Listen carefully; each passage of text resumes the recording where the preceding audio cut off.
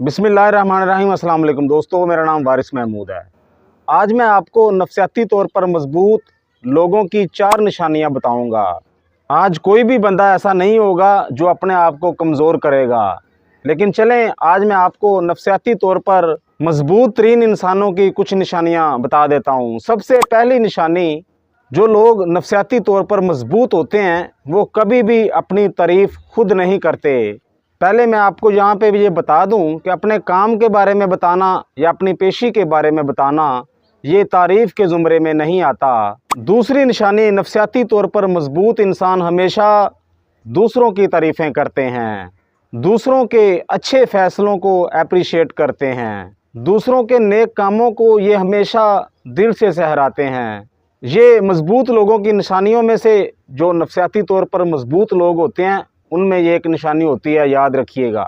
उसके बाद नफ्सियाती तौर पर जो मजबूत लोग होते हैं वो महफ़िल में हर किसी को अपनी राय बयान करने की इजाज़त देते हैं और उनकी राय को खामोशी से सुनते हैं। सिर्फ उनका मकसद बोलना या अपनी बात दूसरों तक पहुंचाना नहीं होता, दूसरों को अंडरस्टैंड करना भी होता है।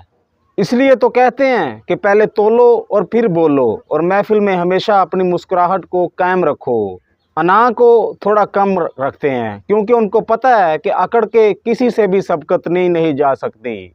और 4 निशानी, किसी का मजाक उड़ाना, किसी को डीज अप करना या बदतमीज़ी करने से ये लोग अवॉइड करते हैं, क्योंकि नफ्सियाती तौर पर मजबूत लोगों की ये निशानी है। और नफ्सियाती मजबूत इंसानों के जो अकायद होते हैं, जो उनके मकसद होते हैं, वो बहुत बड़े होते हैं। उनके पास इतना वक्त नहीं होता कि वो किसी पर डिस्कशन कर सकें, उनका मजाक उड़ा सकें या किसी की नेगेटिव चीज़ को पिन आउट कर सकें या पिन कर सकें। और सबसे ख़ास बात नफ्सियाती तौर पर मजबूत लोगों की ये होती है कि वो हमेशा दूसरों की खैर ख्वाही चाहते हैं, दूसरों के खैर ख्वाह होते हैं, दूसरों के लिए अच्छा सोचते हैं और दूसरों का बहुत ज़्यादा फ़ायदा सोचते हैं। ऐसी एडवाइस देते हैं बगैर सोचे समझे कि उसमें उनका कोई फ़ायदा भी है या नहीं है।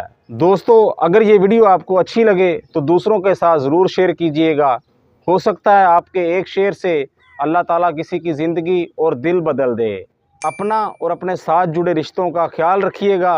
अल्लाह निगहबान।